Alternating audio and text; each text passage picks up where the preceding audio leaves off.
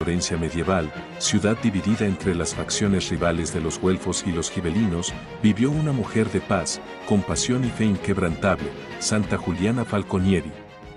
Nacida en el seno de la noble familia Falconieri alrededor del año 1270, Juliana creció rodeada de riqueza e influencia. Pero las calles de Florencia no solo resonaban con el ruido de la política y las batallas, sino también con el clamor de los pobres, los enfermos y los que sufrían. Desde muy joven, Juliana se sintió atraída no por el poder, sino por la piedad. Se inspiró especialmente en su tío, San Alexis Falconieri, uno de los 7 santos fundadores de la Orden de los Siervos de María.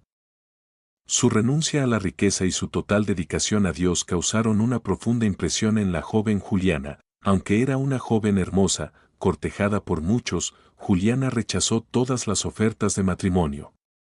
Prefirió el hábito de los siervos de María a las sedas de sus iguales. Vestida con una sencilla capa oscura, salió a las calles a cuidar de los pobres y enfermos. Pronto, otras se unieron a ella, jóvenes igualmente conmovidas por su ejemplo. Estas compañeras llegaron a ser conocidas como las Mantellate, nombre que recibían por el manto negro que vestían, a imitación de los frailes siervos de María. Bajo la guía de Juliana, las Mantellate se convirtieron en la rama femenina de la Orden de los Siervos de María. Sus vidas estaban dedicadas a la contemplación, el ayuno y las obras de misericordia. En una ciudad dividida por venganzas y violencia, se convirtieron en símbolos de reconciliación y sanación. En sus últimos años, Juliana sufrió una dolorosa enfermedad estomacal. Comer se volvió casi imposible. Sin embargo, incluso en su sufrimiento, se mantuvo fiel y serena, ofreciendo su dolor por la paz de Florencia. Cuando se acercaba la hora de su muerte, ya no podía recibir la Sagrada Comunión debido a su enfermedad. Pero su amor por la Eucaristía permaneció intacto. Pidió al sacerdote que colocara el Santísimo Sacramento sobre su pecho, sobre un corporal blanco. Milagrosamente, la hostia desapareció, y en ese preciso instante, el alma de Juliana partió de este mundo. Más tarde, mientras sus hermanas preparaban su cuerpo para el entierro, descubrieron algo extraordinario. La imagen de la cruz, igual que la de la hostia, había aparecido sobre su corazón. Hasta el día de hoy, las hermanas de la Tercera Orden de los Siervos de María llevan ese mismo símbolo en su hábito, testimonio del milagro eucarístico y de la santidad de su fundadora. Santa Juliana Falconieri fue canonizada en 1737 por el Papa Clemente XII. Su festividad se celebra el 19 de junio, un recordatorio de cómo la silenciosa devoción y el amor sacrificado de una mujer pueden traer paz a un mundo desgarrado por el odio. Bienaventurados los limpios de corazón, porque ellos verán a Dios. Mateo 5:8, Santa Juliana Falconieri. En el corazón de Europa, donde los Alpes se alzan como antiguos gigantes, la naturaleza es a la vez impresionante y mortal. Pero a través de este terreno implacable, innumerables peregrinos han encontrado un salvavidas gracias a un hombre cuya compasión y valentía cambiaron la historia. Su nombre era San Bernardo de Mentón. Nacido alrededor de 1020, Bernardo provenía de la nobleza. Se crió en el castillo de Mentón, con vistas al lago Le Mans, en lo que hoy es el sureste de Francia. Desde joven, se caracterizó por su inteligencia, sensibilidad y una profunda fe. Su familia tenía grandes planes para él. Un matrimonio político, un futuro próspero. Pero el corazón de Bernardo ya estaba decidido. Por Dios, de joven, Bernardo huyó de su hogar familiar para evitar el matrimonio e ingresó en los canónigos regulares de San Agustín en Aosta. Allí, se entregó a la oración, la pobreza y la misión pastoral de la Iglesia. En aquella época, los peregrinos cruzaban los pasos alpinos para llegar a Roma, desafiando el frío glacial, las avalanchas y los bandidos. Muchos nunca lograron cruzar el gran paso de San Bernardo, una de las rutas más altas y peligrosas. Como archidiácono de Aosta, Bernardo comprendió la necesidad de actuar. Alrededor de 1050, fundó hospicios, refugios en lo alto de los Alpes, donde los monjes recibían y cuidaban a los viajeros. Estos refugios de piedra se convirtieron en islas de misericordia en un mar de nieve. Siglos después, los monjes comenzaron a entrenar perros grandes y fuertes para ayudar a buscar viajeros perdidos o heridos en la nieve. Estos heroicos animales se conocieron como perros de San Bernardo, en honor al santo cuya misión continuaron. San Bernardo también fue misionero. Predicó incansablemente por los valles alpinos, trabajando para erradicar el paganismo y llevar la fe cristiana a los pueblos aislados de las montañas. Sus palabras eran firmes, pero su corazón era bondadoso. Vivió toda su vida adulta al servicio de los demás, protegiendo a los vulnerables, guiando a los perdidos y construyendo la presencia de la Iglesia en los lugares más altos de Europa. Bernardo falleció alrededor de 1081. Sin embargo, su legado no hizo más que crecer. En 1681, el Papa Inocencio XI canonizó a Bernardo, en honor a su extraordinaria vida de caridad y evangelización. Fue nombrado patrón de los montañeros, esquiadores y viajeros de los Alpes. Hoy en día, el gran hospicio de San Bernardo sigue en pie. Los viajeros aún pasan por allí, y el espíritu de San Bernardo aún recorre esos senderos de montaña. San Bernardo de Mentón, protector de los peregrinos, predicador de la paz y pastor de las montañas. Que su ejemplo nos inspire a llevar la luz, incluso a los lugares más remotos y peligrosos. San Bernardo de Mentón, ruega por nosotros. Suscríbete para conocer más historias de santos que cambiaron el mundo. Imagina saber el día exacto en que morirás y caminar hacia él voluntariamente.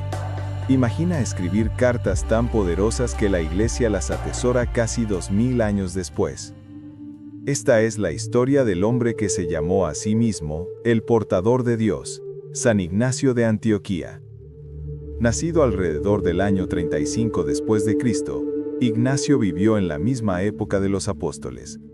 La antigua tradición nos dice que fue discípulo de San Juan el Apóstol, aprendiendo el Evangelio no de los libros, sino de los mismos testigos oculares de Cristo.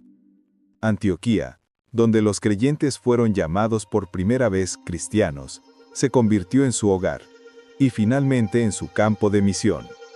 Alrededor del año 70 después de Cristo, Ignacio se convirtió en el tercer obispo de Antioquía, después de San Pedro y Evodio. Antioquía era una ciudad vasta, bulliciosa y multicultural, uno de los mayores centros del cristianismo.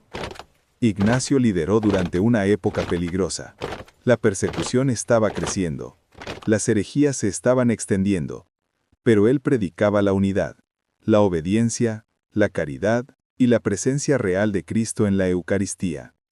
Su liderazgo fortaleció a la iglesia primitiva, preparándola para las tormentas que se avecinaban. Durante el reinado del emperador Trajano, a los cristianos se les ordenó sacrificar a los dioses paganos. Ignacio se negó. Él audazmente declaró a Cristo como Dios. Por esto, fue arrestado y condenado, no a una ejecución rápida, sino a ser llevado hasta Roma, para morir en la arena. Bajo fuerte guardia, Ignacio marchó a través de Asia Menor. Pero lo que parecía una marcha de la muerte, se convirtió en una peregrinación de fe. Mientras viajaba, las comunidades cristianas salieron a saludarlo, llorando por su amado obispo. Ignacio escribió 7 cartas, cada una un tesoro de la teología cristiana primitiva. Enseñó: la Eucaristía es verdaderamente el cuerpo y la sangre de Cristo. El obispo es una fuente de unidad. Los cristianos deben permanecer fieles incluso en el sufrimiento. Jesús es completamente humano y completamente divino. Y habló abiertamente sobre su inminente martirio. Soy trigo de Dios, y debo ser molido por los dientes de las fieras para convertirme en el pan puro de Cristo. Estas palabras resuenan a través de los siglos: valiente, humilde, lleno de amor. En el año 107 después de Cristo, Ignacio llegó a Roma. La arena estaba lista. La multitud rugió, pero Ignacio caminó calmamente hacia su muerte. Para él, el martirio no era una derrota, sino el testimonio final de su amor por Cristo. Arrojado a las fieras, entregó su vida con valentía inquebrantable. Los fieles solo encontraron fragmentos de sus huesos.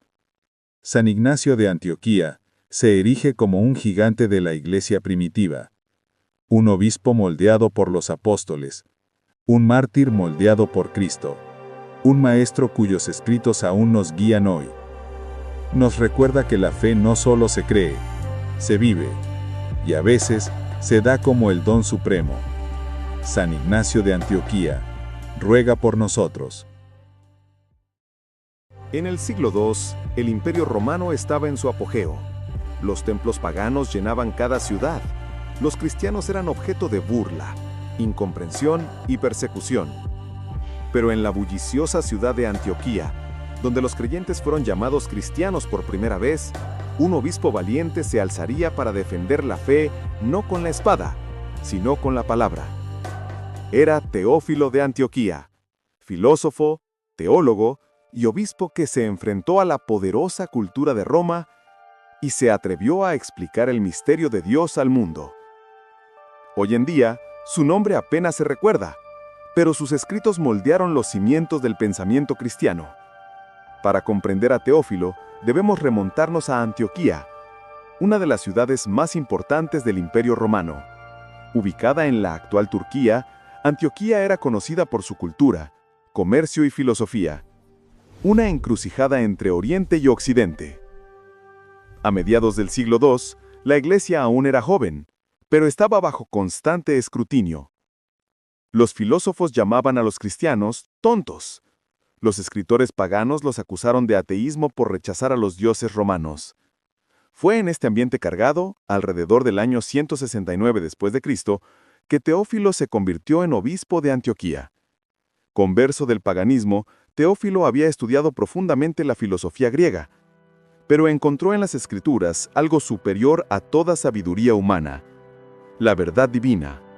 Una de las pocas obras que se conservan de Teófilo es su Apología Autólico, una defensa del cristianismo en 3 volúmenes dirigida a un erudito amigo pagano.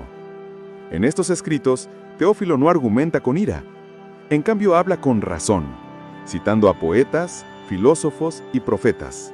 Le dice a Autólico: «Muéstrame tu Dios y te mostraré el mío». Explica que Dios no puede ser visto con ojos humanos, pero puede ser conocido a través de sus obras, la creación misma. Mucho antes de los grandes debates de Agustín o Santo Tomás de Aquino, Teófilo argumentó que el orden del universo revela la sabiduría de un creador. También fue uno de los primeros padres de la Iglesia en usar el término Trinidad. Al describir a Dios, su palabra y su sabiduría, Teófilo escribe: «Los 3 días anteriores a la creación de los cuerpos celestes son símbolos de la Trinidad, Dios, su palabra y su sabiduría». Esto fue revolucionario. Mucho antes del Concilio de Nicea, Teófilo ya defendía lo que se convertiría en el centro de la fe cristiana. El siglo II fue una época peligrosa para los cristianos. Emperadores como Marco Aurelio y Cómodo veían el cristianismo como una amenaza para el orden social. Sin embargo, Teófilo guió a su rebaño con valentía. Como obispo, animó a los creyentes a mantenerse firmes, no mediante la rebelión, sino mediante la fe y la comprensión. En sus cartas, llamó a las Escrituras inspiradas por Dios, afirmando lo que se convertiría en la interpretación que la Iglesia tendría de la inspiración divina. Condenó la idolatría y las costumbres romanas inmorales, llamándolas ceguera del corazón. A los paganos que se burlaban de la resurrección, respondió con valentía: «Como las semillas mueren y renacen, así también el hombre resucitará». Teófilo no era simple un erudito, era un pastor que guiaba a su pueblo a través del miedo y la confusión, defendiendo la verdad con amor y lógica. Para el año 183 después de Cristo, la voz de Teófilo se acalló. Los registros de su vida posterior se han perdido, quizás por el tiempo, quizás por la persecución, pero su influencia perduró. Sus escritos fueron leídos por padres posteriores como Ireneo y Tertuliano. Su claro razonamiento sentó las bases de siglos de reflexión teológica. Aunque muchos lo han olvidado, Teófilo se encuentra entre los padres apostólicos, aquellos primeros testigos que conectaron la era de los apóstoles con la era de la Iglesia. Demostró que la razón y la fe no son enemigas, sino compañeras en la búsqueda de la verdad. La historia de Teófilo de Antioquía nos recuerda que, incluso en tiempos de duda, la luz de la verdad no puede extinguirse. Escribió no para ganar discusiones, sino para ganar almas. Y aunque han pasado siglos, su mensaje aún resuena en el tiempo. Que la fe puede ser inteligente, que la razón puede conducir a Dios, y que la valentía no proviene del poder, sino de la convicción. Este es el legado de Teófilo P. Antoquía, obispo, defensor y testigo de la palabra.